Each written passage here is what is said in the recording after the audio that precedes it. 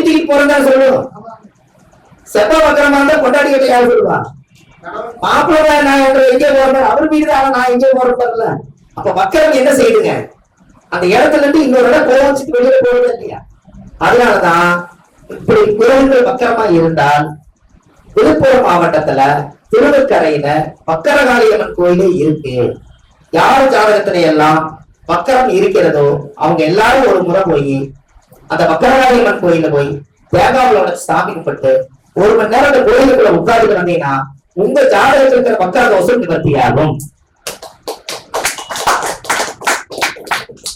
Sir, யாருக்கெல்லாம் cancer வருது அவங்க வம்சத்துக்கு அந்த கேன்சர் வராம நீல் பண்ணணும் ஒரு கோயில்கள் வந்து திருச்சி பக்கம் யாரும் தெரியுமா?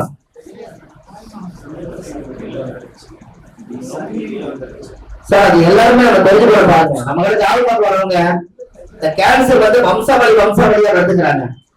திருச்சி பக்கத்துல குருவித்துறை சிவனுடைய ஆலயம், இது எல்லாத்துக்கும் நீங்க சொல்லுங்க. அந்த கோயில் சொல்லுங்க, அந்த கேன்சரோட வம்சம் விருத்தி ஆகாது. அந்த கேன்சர் அவங்களோட நில்லாது. அந்த கோயில் போயிட்டு வந்தாங்கன்னா அது வேற, அது மாத்திராங்க. அது எனக்கும் தெரியும். ஐயா, திருச்சி பக்கத்துல ஒரு குருவித்துறை யூடியூப்ல அதிகம் வருது. குருவித்துறை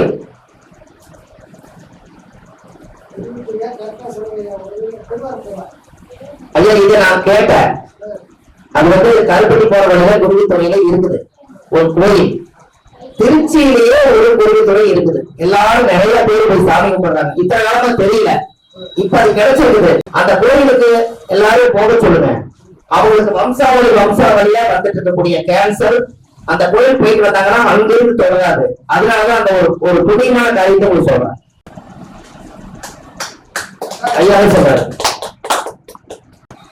சார், அது கேன்சருக்கு தான் அந்த கோயிலே ஒரு காலத்துல கட்டிக்கிறாங்க. அது பேரு தமிழ்ல புற்றுநோய். இந்த புற்றுநோய்க்கு ஒரு சிவனை வந்து பிரதிஷ்டை பண்ணிருக்காங்க. அந்த கோயில்ல சாமிக்கு அபிஷேகம் பண்ண தீர்த்தத்தை வாங்கி குடிச்சால் அவருக்கு கேன்சர் குணமாகுது. 5 வருஷம் உயிரோட இருக்கிறவங்க 10 வருஷம் உயிரோட இருக்காங்க. இது போதும் நம்மளுக்கு. ஐயா, கேன்சர் என்னமோ உயிர் பிடிதான், மரணத்தை என்னமோ நெருங்கிட்டு வர்றது உறுதிதான். அந்த கோயிலுக்கு போயிட்டு வந்தாலும் மரணத்தை தள்ளி போடுறதுன்னு சொல்றேன். அந்த கடவுள் ஒரு சக்தியால் நடக்குது. சார், கடவுள் சனி இருக்கிறவங்களுக்கு கொஞ்சம் இதய தொந்தரவு கொஞ்சம் இருக்கும். கடகத்துல சனி இருக்கிறவங்களுக்கு அந்த இதய கோளாறு பிரச்சனைகள், அவங்க வம்சத்துல யாராவது மாரடைப்பு பிரச்சனை, ஹார்ட் ப்ராப்ளம் இங்கிலீஷ்ல இதெல்லாம் இருக்கும். அது எதனால கடகத்துல சனி இருக்கிறதானே சொல்லுங்க. சந்திரன் வேகம், சனி தாமதம். வெரி குட், வெரி குட், கரெக்டா சொல்லிட்டீங்க. 4ஆம் இடம் என்பது அந்த நெஞ்சு பகுதி. அதனால அந்த இடத்துல சனி என்பது தாமதம். இவங்களுக்கு ஒரு பரிகார கோயில் சொல்றேன். நீங்க அந்த கோயில் பேர் சொல்லுங்க, ரெடியே. இந்த பரிகார கோயில் வேணுமா இல்லையா? சொல்லாங்க பாருங்க சார். சென்னை மாவட்டத்துல சென்னையில இருதய ஈஸ்வரன் இருக்கிறார்.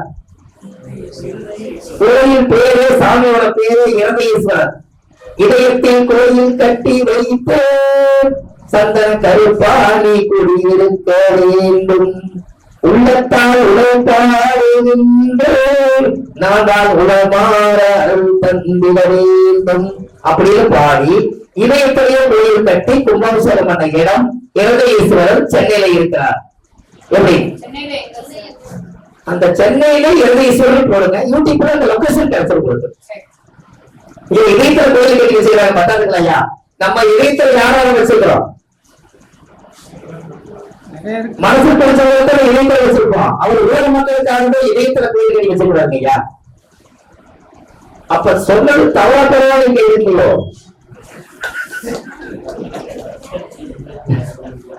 இதயத்துக்கு கோயில் கட்டி, இதயத்துக்கு ஒரு கோயிலுக்கு ஒரு கைதட்டல் இருந்து இதயம் நல்லா இருக்குல்ல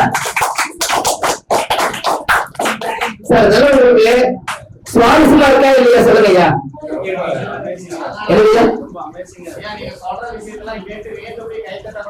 ஓ, கைதட்ட பயங்கர ஐயா. நான் எதுக்கு அடிக்கடி கேட்டுக்கிறேன்னா, ஃபேன் 5 ஓடுது, நீங்க தூங்கிட்டு இருக்கிறீங்க எனக்கு தெரியணும்ல சார். இருதயேஸ்வரர் கோயில சிவன் கோயில், இருதயேஸ்வரர் கோயில் இருக்குது பாருங்க. நாம பெரிய ஜோதிடர் அப்படின்னு சொல்றதுக்கு ஒண்ணுமே இல்லை. அப்ப முன்னோர்கள் எல்லாம் ஒருத்தருக்கு ஹார்ட் ப்ராப்ளம் வந்துட்டா அந்த ஹார்ட் ப்ராப்ளத்துக்கு வைத்தியமே கிடைக்கலன்னா கடவுள் எங்க போவாங்கன்னு தெரிஞ்சு அதுக்கு ஒரு சித்தரை தவம் பண்ணி ஒரு யோகீஸ்வரர் கோயிலை கட்டி அந்த சித்தரோட ஜீவ சமாதி ஆயிட்டார். எப்படியும் கரெக்டா? அப்ப எவ்வளவு சொன்னீங்க? அப்போ அந்த பாவங்களை கூட பிரிச்சிருக்காங்க. மேசம்னா தலை, ரிஷபம்னா கழுத்து, மிதுனம்னா தோள்பட்டை, கடகம்னா மார்பு, சிம்மம்னா வயிறு, கன்னினா இடுப்பு, துலாம்னா சிறுநீரகம், விருச்சிகம்னா ஆசனவாயு கர்ப்பப்பை, தனுசுனா தொடை, மகரம்னா கணுக்காலு, கும்பம்னா முழங்காலு, நீளம்னா பாதம்.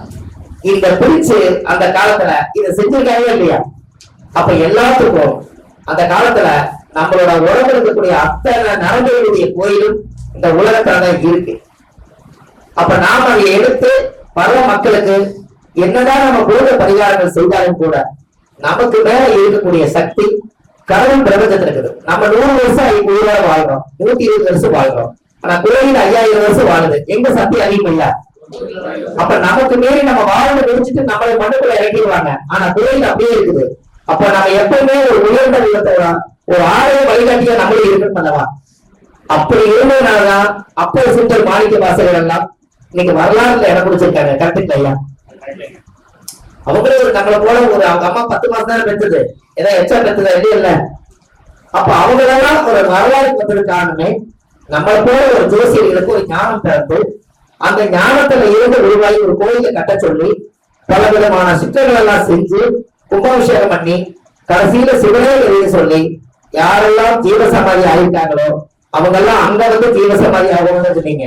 இந்த சிவனை விட்டுட்டு என்னை வேற எங்கேயும் போய் பொறிச்சிடாதீங்கன்னு அவங்க தியானம் பண்ணி முடிச்சதுக்கு அப்புறம் இந்த உடம்ப அவங்களுக்கே சமர்ப்பணமா கொடுத்துட்டாங்க. எப்படி ஜீவசமாதி எல்லாம் தானே? அந்த உடம்ப உயிர் தான் ஆத்மா எடுத்துருச்சு, சிவன் எடுத்துக்கிட்ட அந்த உடம்பையும் கூட வேற எங்க துரு மண்ணில் கொண்டு போய் புதைச்சிடாதீங்க. எங்களை எல்லாம் துஷ்டமான மனிதர்கள் போய் போய்க்காதீங்க. நான் கடவுளுக்காகவே வாழ்ந்தோம்.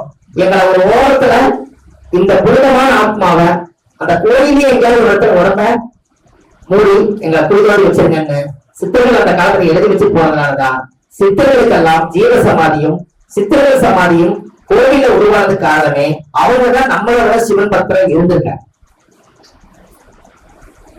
நீங்க அமைதியை பார்த்தா இந்த சித்தர்கள் இல்லாம பித்தர்கள் கூட பேச முடியுமான்னு தெரியல. ஐயா கரெக்டா சொல்லுங்க. அப்ப இனிமேல் நம்ம சித்தருடைய ஜீவசமாதி கோயில் போல சித்தரை கும்பிட்டு வந்தா நல்லதாங்க ஐயா? சார் மரகத லிங்கம் சொல்றோம். மரகத லிங்கம் எல்லா பக்கம் இருக்குது. நம்ம பழனி மலையில கோவில் சமாதி கோயிலும் ஒரு லிங்கம் இருக்கு, பாத்தீங்களா? ஆனா அது யாரும் மரகத லிங்கம் யாரும் சொல்றது இல்லை. கரெக்டா என்னையா? ஆவணதான் அது ஒரிஜினல் முன்னாடியே இருக்கு. யாருக்கெல்லாம் காட்சி கொடுக்கலையோ நீங்க அங்க போனா முன்னாடி பாத்துக்கலாம். முன்னாடியே வச்சிருக்காங்க. கோவில் சமாதியில முன்னாடி இருக்கிறது மரகதலிங்கம் தான்.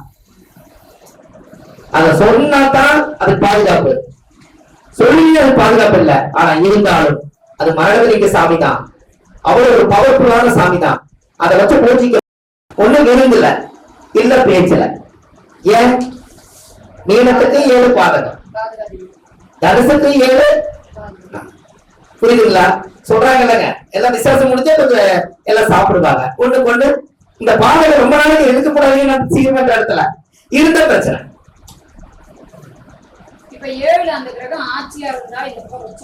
அது எச்சா இருக்குமா? ஆட்சியா இருந்தா பவர் ஜாஸ்தி தானே.